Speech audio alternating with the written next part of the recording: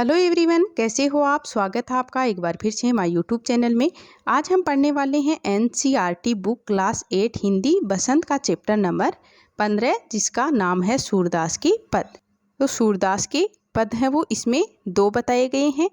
इसमें पहला है, मया कभी बढ़ेगी चोटी, कितनी बार मोही दूध पियत वही ये अजू है छोटी। तू जो कहती बल्कि बेनी जो है लांबी मोटी, काटत कुहत नावत जेहे नागिन सी भुई लोटी। काचो दूध दूध पियावत पची पची देती न माखन रोटी। सूर चीर जीवो दोऊ भया हरी हलदर की जोटी। तो पहले हम कठिन शब्दार्थ का अर्थ देख लेते हैं। अजहू यानी आज भी, बल यानी बलराम, बेनी यानी चोटी, है यानी होगी, काडत यानी बाल बनाना, गुहत यानी गूंथना, भुई यानी पृथ्वी या भूमि, लोटी यानी लौटने लगी, पची पची यानी बार बार, हरी हलदर यानी कृष्ण और बलराम, जोटी यानी जोड़ी। तो इन पंक्तियों में सूरदास जी ने कान्हा जी के बचपन की एक लीला का वर्णन किया है। इसके अनुसार यानी सूरदास जी के अनुसार यशोदा माता है वो कान्हा को दूध पिलाने के लिए कहती है कि इससे उसकी जो छोटी चोटी है वो लंबी और मोटी हो जाएगी। तो कान्हा जी इसी विश्वास के साथ है वो दूध पीते रहते हैं। लेकिन जब एक दिन उन्हें ध्यान आता है कि उनकी चोटी तो बड़ी ही नहीं है, तो वो अपनी माँ यशोदा से पूछ रहे हैं कि मैया कभी बढ़ेगी चोटी, यानी माँ मेरी चोटी कब बढ़ेगी। कितनी बार मोही दूध पियत वही ये अजू है छोटी, यानी मुझे दूध पीते हुए कितने दिन हो गए हैं, लेकिन अभी तक मेरी चोटी है वो वैसी की वैसी है, यानी अभी तक नहीं बढ़ी है, अभी मेरी चोटी है वो छोटी ही है। तू जो कहती बल्कि बेनी जो है लांबी मोटी, यानी तू तो यानी आपने तो कहा था कि दूध पीने से आपकी चोटी है वो लांबी और मोटी हो जाएगी, यानी जिस तरह से बेल की तरह लंबी और मोटी हो जाएगी। यानी आपने तो कहा था कि दूध पीने से मेरी चोटी किसी बेल की तरह लंबी और मोटी हो जाएगी। और फिर उसे कंघी से काटत यानी काटा जाएगा, बनाना, गुहत यानी गूंथना, नावत यानी नाते समय, जेहे जिस तरह से, नागिन सी भुई, भुई यानी पृथ्वी, नागिन सी यानी नाग की तरह है वो लहराएगी, यानी जब उसे कंघी से काटा जाएगा, गूंथा जाएगा और नाते समय वो किसी नागिन की तरह लहराएगी। काचो दूध पियावत पची पची देती ने माखन रोटी, यानी कि फिर कान्हा जी अपनी माँ से शिकायत करते हुए कह रहे हैं कि उन्होंने तो चोटी बढ़ने का लालच है वो मुझे देकर मुझे कच्चा दूध, काचो दूध पियावत यानी कच्चा दूध है वो पिलाया, और देती ने माखन रोटी, और मुझे जो माखन और रोटी पसंद है वो नहीं देती थी।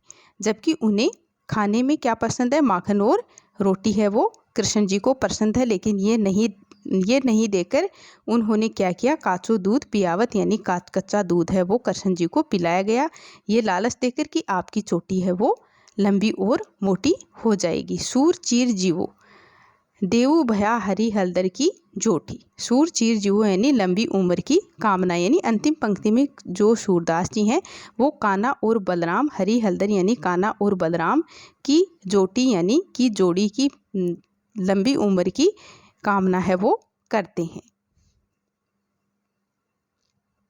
फिर है हमारा दूसरा पद, तेरे लाल मेरो माखन खायो, दोपहर दिवस जानी घर सुनो, ढूंढी ढूंढोरी आप ही आयो, खोली किवारी पेठी मंदिर में दूध दही सब सखनी खवायो, उखल चढ़ी सीके को लीनो अनभावन भुई में कटकायो, दिन प्रति हानि होती गोरस की यह डोटा कोने ढंग लायो, सूर श्याम को हटकी ने देखे ते ही पूत अनोखो जायो।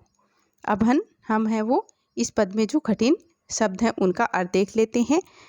पेठी यानी घुसकर, सीके यानी छीका जिसमें दूध दही आदि रखा जाता है, गोरस यानी गाय के दूध से बने हुए पदार्थ, दही मक्खन घी आदि, फिर है डोठा यानी लड़का। तो इन पंक्तियों में सूरदास जी ने कान्हा की माखन चोरी की लीला को समर्पित किया है, यानी वर्णन किया है इस पद में कान्हा की माखन चोरी का। और गोपियाँ यशोदा माँ के पास जाकर है वो कहती है, तेरे लाल मेरो माखन खायो, यानी हे यशोदा, तुम्हारे पुत्र कृष्ण ने, तुम्हारे लाल ने हमारा माखन चोरी करके खा लिया है। दोपहर दिवस जानी घर सुनो, दोपहर दिवस यानी दोपहर के समय, घर सुनो ढूंढी डिंडोरी आप ही आयो, यानी घर को सूना देख करके खोली किवारी, किवारों को खोल करके पेठी यानी घुसकर, मंदिर में दूध दही सब सखनी यानी अपने दोस्तों के साथ खवायो, यानी खा लिया। यानी दोपहर में वो घर को सूना देखकर घर में घुस गया और अपने दोस्तों के साथ मिलकर सारा दूध दही है वो खा गया। उखल छड़ी सीके को लीनो अनभावत बुही में ढरकायो, यानी जो आपका पुत्र जो कृष्ण है, उन्होंने ओखली पे चढ़ के, ओखल छड़ी यानी ओखली पे चढ़ के सीके को लीनो, यानी जिस सीके पर जो घी है, जो मक्खन है वो रखा हुआ था, उसको उतार कर है वो खा लिया। अनभावन भूही में डरखायो, भूही यानी जो भूमि है उस पर जमीन पर फैला दिया, यानी जो उसको नहीं भाया उसको जमीन पर फैला दिया। यानी कान्हा ने ओंकली पर चढ़कर सीके से मक्खन उतारा और खा पीकर कुछ मक्खन जो बचा था उसको जमीन पर फैला दिया। दिन प्रति हानि होती गोरस की, यह डोटा कोने ढंग लायो, डोटा यानी लड़का, कि आपने ऐसा उत्पाती लड़का है वो पैदा किया है जिसे हमें दिन प्रति हानि यानी दिन प्रतिदिन हमें हानि है वो होती रही है। होती गोरस की यानी दूध और दही का हमारा है वो नुकसान हो रहा है कि आपने ऐसा उत्पाती लड़का है वो पैदा कर दिया है जिसके कारण हमें दूध दही का नुकसान हो रहा है दिन प्रतिदिन। सूर श्याम को हटके न राखे ते ही पूत अनोखो जायो, पूत यानी पुत्र, अनोखो यानी अनोखा, जायो यानी जन्म देना, कि आप उसे रोकती क्यों नहीं है, कि को हटकी न राखे, कि आप उसे रोकती क्यों नहीं हो, आप क्या आपने ही एक ते ही पूत अनोखो जायो, क्या आपने ही एक अनोखे पुत्र को जन्म दिया है। ये गोपियाँ हैं वो यशोदा माता से कह रही हैं, यानी इस पद में हैं वो गोपियाँ हैं वो कान्हा जी की यशोदा माता से शिकायत कर रही हैं, जो माखन चोरी करके खा जाता है कान्हा जी, तो गोपियाँ हैं वो यशोदा माता से इसके बारे में शिकायत कर रही हैं। तो गाइज, अगर आपको मेरा ये वीडियो अच्छा लगा हो तो प्लीज़ लाइक शेयर सब्सक्राइब ज़रूर करें। Thank you guys.